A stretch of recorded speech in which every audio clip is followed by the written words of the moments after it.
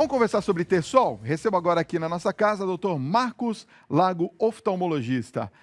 Doutor, prazer em recebê-lo, viu? Seja muito bem-vindo. Pelo programa. Muito obrigado. Obrigado de ter atendido aqui o nosso pedido, que, aliás, é um tema que foi solicitado pelos telespectadores. Ter sol. Vamos começar explicando, né, para quem está nos acompanhando, exatamente o que é o ter sol? Eu gosto de explicar para os pacientes de primeira, quando chega, estou com uma bolinha inflamada, com uma pontinha. Eu falo, você já teve espinha? Sabe a espinha da testa do adolescente? O ter-sol é muito parecido com aquilo, só que ele é na pálpebra.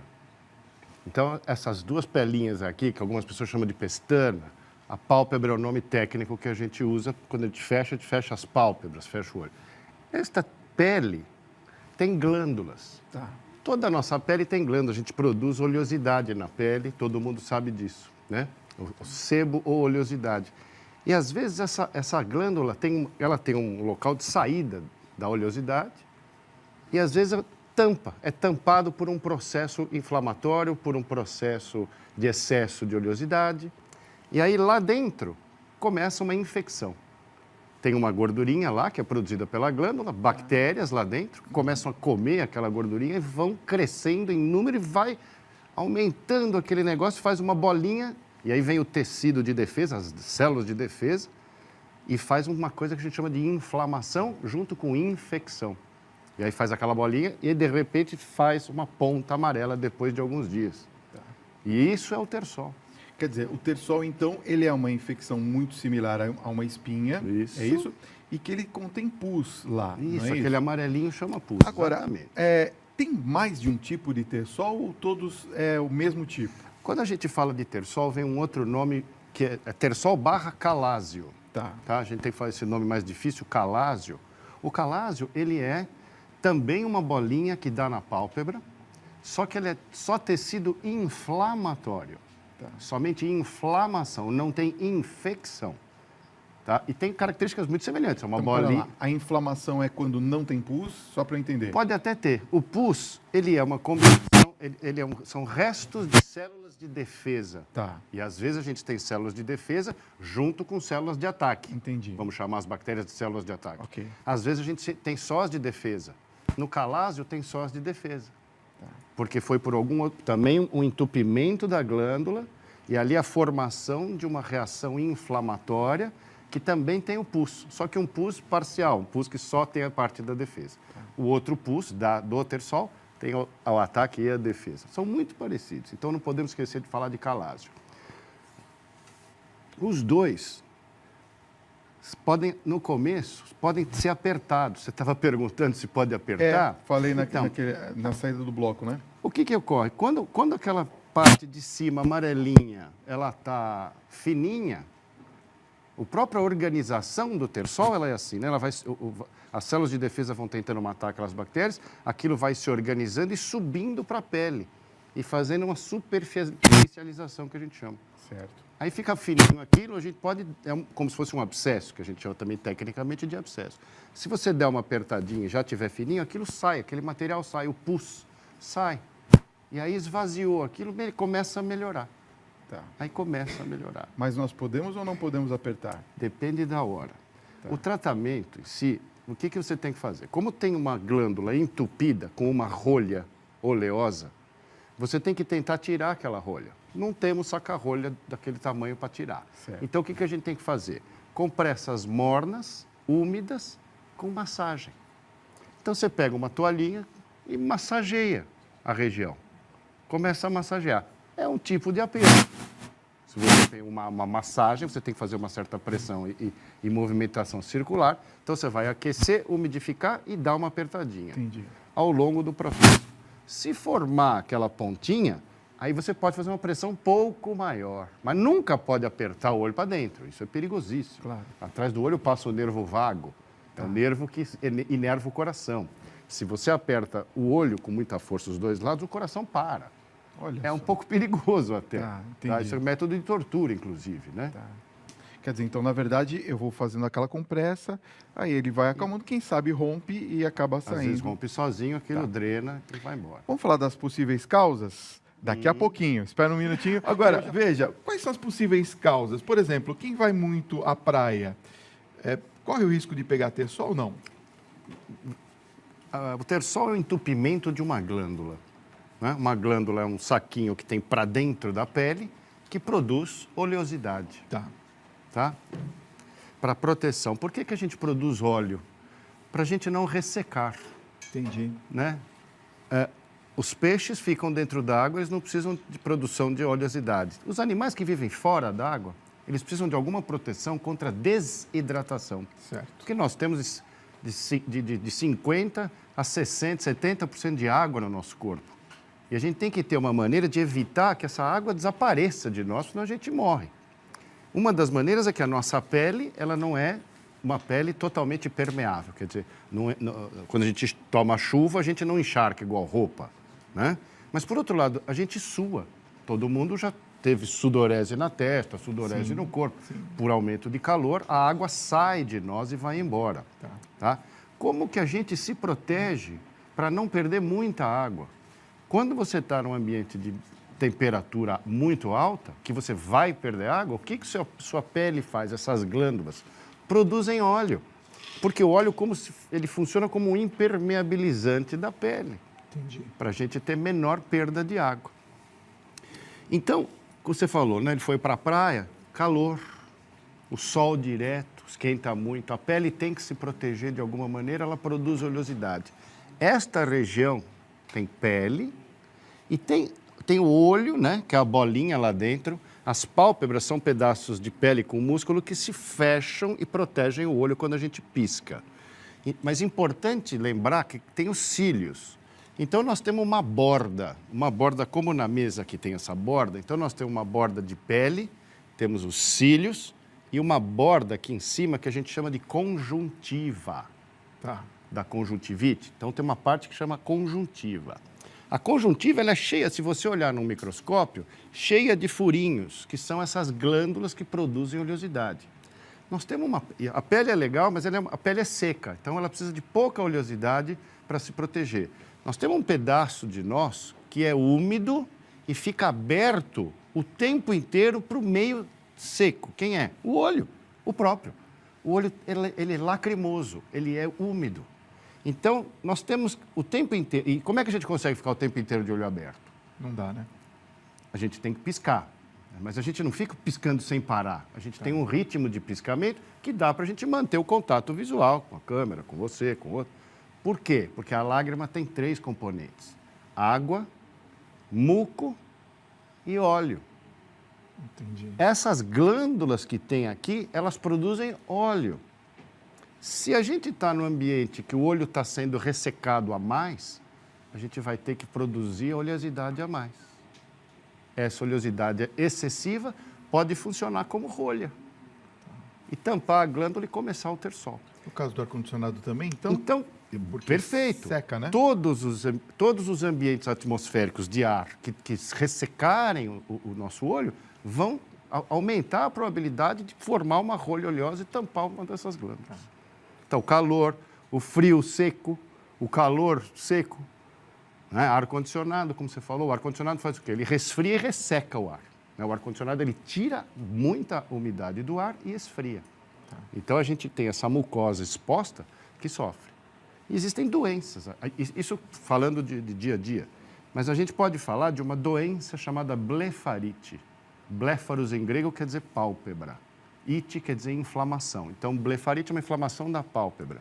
O tecido, onde tem esse encontro que eu falei, que tem os cílios, um pedaço de pele, um pedaço de mucosa, essa região é muito propensa a ter essa inflamação chamada blefarite, e essa inflamação aumenta mais ainda a produção de oleosidade, levando a entupimento dessas glândulas à formação dos terçóis e dos calados.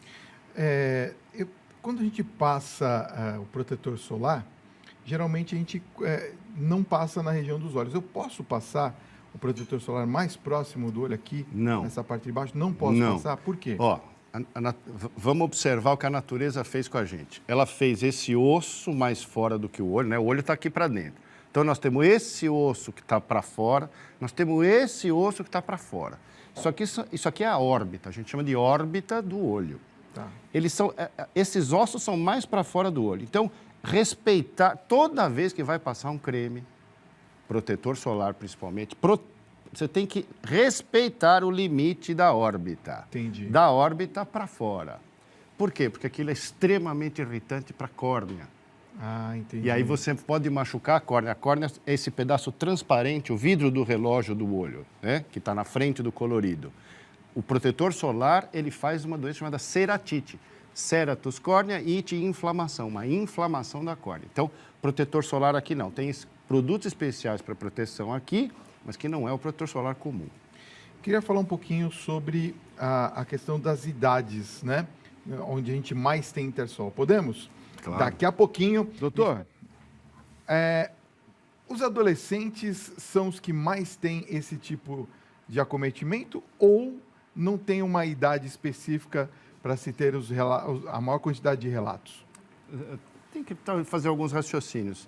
No Brasil, interessantemente, o pessoal tem um estudo mostrando que no Brasil nós temos uma incidência maior de Tersol do que a média do resto do mundo. Olha só. Eu acredito que por causa de migração, né? Nós temos um clima que não é adequado à pele das pessoas que moram por aqui. Tá. Alguma coisa assim. Mas vamos falar de adolescente. Adolescente, qual é a grande diferença do adolescente para a criança e para o adulto? Ele está sendo transformado de criança para adulto. Com o quê? Com hormônios em altíssima quantidade. Quando aumenta os hormônios da linhagem masculina, tanto nos homens quanto nas mulheres, que homens e mulheres têm testosterona e dihidroepiandrosterona, são o DHA.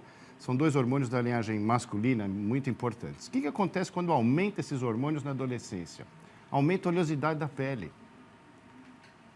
Aumenta a oleosidade da pele, faz mais rolha nas glândulazinhas da pálpebra, e aí a chance de você ter Tersol aumenta. Por isso que a gente fala que o adolescente é mais. Porque ele tem mais hormônio, mais oleosidade. Agora, é contagioso o Tersol ou não? O Tersol não é contagioso, Não é ele é uma contagioso. infecção muito pequena, é como a espinha, ele não passa para ninguém, Tá. é da própria pessoa, né? Tá. Agora, tem uma pergunta aqui muito interessante. Eu quero que você participe, 11 95033 6870. Está todo mundo elogiando aqui. Deixa eu ver se a pessoa colocou o nome. A Juliane, do Capão Redondo, mandou até foto nossa aqui. Falou que aula maravilhosa com o oftalmologista. Muito obrigado, olha aí, Juliane, tá vendo, obrigado. doutor Marcos? Agora, olha só. Ela está perguntando se o Tersol tem alguma coisa a ver com o desejo de grávida. Ela está dando risada aqui, né? Porque no popular se fala isso, né? Não tem nada a ver, né? Então, na verdade não, mas olha que interessante. O que é a grávida, se não o corpo da mulher carregando o outro, formando outra vida, mas embebido numa quantidade enorme de hormônios. Então, pode ter um aumento da oleosidade da pele de algumas mulheres devido ao aumento hormonal, Tá. e aí aparecimento do Tersol. Então tem um fundinho Sim, ali. na biologia a verdade. gente acha o fundo, não tem problema. Agora, existem casos de Tersol, doutor, que pode ser aconselhado uma cirurgia ou não se chega a esse ponto? Então você está começando a falar dos tersóis que complicam. Olha que É interessante. uma complicação. O que isso. tem atrás do olho, pessoal? O cérebro. O nervo óptico, que é um pedaço do cérebro que entra no olho e faz com que a gente enxergue. Né? Eu consigo ver vocês e vocês me veem porque o cérebro projetou duas coisas que se chamam retinas dentro dos olhos e aí a gente recebe energia luminosa e enxerga. Então, se eu tenho uma infecção nesta região, ela está separada do cérebro 10 centímetros, 8 centímetros. É muito perto. Abscesso cerebral ou infecção cerebral é algo mortal, é extremamente perigoso. Poxa. Alguns tersóis podem se transformar numa infecção da pálpebra toda, que a gente chama de celulite orbitária. Não é a celulite daquela roupa Da lá. roupa. Aquela celulite é uma gordura. Essa celulite é uma infecção grave que pode dar aqui nessa região da órbita e ela pode passar para trás do olho e ir para o cérebro. E isso pode começar com um tersol. Um terçol simplesinho, uma infecção pequena. Às vezes a pessoa tem uma deficiência imunológica qualquer, isso aí vai lá para trás. Uma outra coisa, existem terçóis de repetição ou calásios de repetição. O diagnóstico diferencial em pessoas mais velhas é tumor, pessoal. Pode ser um tumor, pode ser câncer, que é tumor maligno, pode ser um tumor benigno, mas tem que fazer diagnóstico diferencial de tumor. Então, o terçol, que a gente está aqui brincando, parece uma espinha, uma coisa fácil, faz massagem, tira, tem que visitar o oftalmologista. Por quê? Ele é treinado para fazer diferenciação dos tipos de terçol. Ah, esse que você tem é uma espinhazinha, fica sossegado, daqui a uma semana acabou. Olha, esse aí ficou lá dentro, não vai sair mais. Nós temos que cortar e tirar, que é o que você me perguntou de cirurgia. Então, nós podemos, os calásios principalmente, eles são mais desse tipo. Os terçóis normalmente somem, os calásios, que são os primos dos terçóis, eles se fecham às vezes e não saem. E aí a saída é cirúrgica, ou você corta e tira, mas existe um outro tipo, uma cirurgia química, agora bastante interessante. Você pega uma injeção, põe anti-inflamatório dentro, uma coisa chamada triancinolona, injeta lá dentro da bolinha, e esse anti-inflamatório, como era tecido inflamatório, você dá anti-inflamatório, aquilo dissolve. Tá. Com alguns riscos também, tudo tem risco, né? Esses procedimentos, sempre nessa região, com muito cuidado. O oftalmologista é o cara para dar uma olhada nisso e te orientar. Vamos aos mitos ou verdades? Vamos ver. Vamos lá. Usar maquiagem dá terçol. Então, usar maquiagem, se você usar a maquiagem e tampar a glândula, funciona como aquela rolha oleosa que a gente tem falado desde o início. Tá. Pode ocorrer. Não obrigatoriamente, mas pode ocorrer. Mito ou verdade? Lentes de contato dão terçol. A lente de contato é um objeto estranho. Toda vez que o corpo tem um objeto estranho, ele tenta se defender, principalmente nas mucosas, né? Que o olho, 70% da nossa comunicação com o meio externo é através da visão. O olho é extremamente cheio de defesas. Quais? Nervos. Um monte. Então, você vai chegando com o olho com o dedo perto do olho de alguém, vê se a pessoa não pisca. Não tem como fazer, ela se protege. Então, o olho se protege. Você põe uma lente de contato, todo o olho fica... O que é esse negócio esquisito que está aqui? O que é esse negócio? Em algumas pessoas mais suscetíveis, não é para todo mundo, você tem um aumento da produção de oleosidade da lágrima. E aí volta aquela situação que aumento de óleo, pode entupir a glândula. O Rogério está perguntando se terçol tem algo a ver com anemia. Anemia. Anemia, então, A é não, emia é sangue, é sem sangue. Então, diminuição da quantidade de sangue vermelho. Quando a gente fala anemia, diminuição de sangue vermelho, né? Não necessariamente. O que você está pensando em anemia talvez seja uma diminuição da parte branca do sangue e aí a diminuição da defesa do corpo. Tá. E aí poderia uma infecção tomar conta, porque na lágrima moram vírus, bactérias, fungos, mas em equilíbrio com o sistema de defesa. Tá. Se a gente tem um desbalanço qualquer, aquela bactériazinha que estava quietinha, vivendo bem ali, ela pode infectar uma das glândulas e a gente tem um terçol. Mas não anemia no sentido, tenho falta de ferro, aquelas anemias de diminuição de sangue vermelho. No caso, qual seria a dica que o senhor poderia dar, doutor Marcos, para o nosso telespectador ou telespectadora, de uma boa prevenção para não se ter terçol? Então, higiene ocular. Como é que faz higiene ocular? Que a gente toma banho, o sabonete quando vai no olho, ou o shampoo quando vai no olho, todo mundo sabe que arde. Arde. Mas tem um shampoo que não arde. Foi desenhado para bebê. Todo mundo já viu na televisão shampoo que não arde o olho porque foi desenhado para bebezinho. Tá. Esse shampoo de bebezinho, você compra e na hora do seu banho você vai lavar o rosto. Pode inclusive lavar o rosto todo porque é um shampoo que tem um pH neutro. Então você consegue lavar essa região que é protegida pela órbita. Tá. E aí você, com o shampoo é um detergente, pessoal. Como o detergente de cozinha, tira a gordura. Então, shampoo de criança, lava o cabelinho, lava os cílios no banho, com água morna, shampoo de criança, e você tira a oleosidade dessa região. Diminui a incidência, claro. Tá. A água micelar pode ser uma opção ou não? Água? Água micelar, para você... Olha, pode ser qualquer água, desde que ela seja limpa e esterilizada. Então, Entendi. a água da Sabesp, a água que sai da nossa torneira, ela tem uma coisa que é verdade, ela é esterilizada. Tá. Ela vem sem bactéria. Então, a água de banho pode ser usada. Todas as outras águas mais especiais ainda são meio, claro, super bem-vindas também. Tá. Obrigado, doutor Marcos Lago, oftalmologista. Tivemos realmente, como o nosso telespectador disse, uma aula hoje sobre Tersol. Obrigado pela sua presença. Eu quero deixar os contatos. Olha, se você quiser acessar o site do Eye Care Hospital de Olhos. Perfeitamente. Tá aparecendo aqui no vídeo. Bate uma foto para você digitar certinho aí, ó. eyecare.com.br. E tem um telefone de contato para você fazer perguntas, enfim, saber mais sobre o assunto.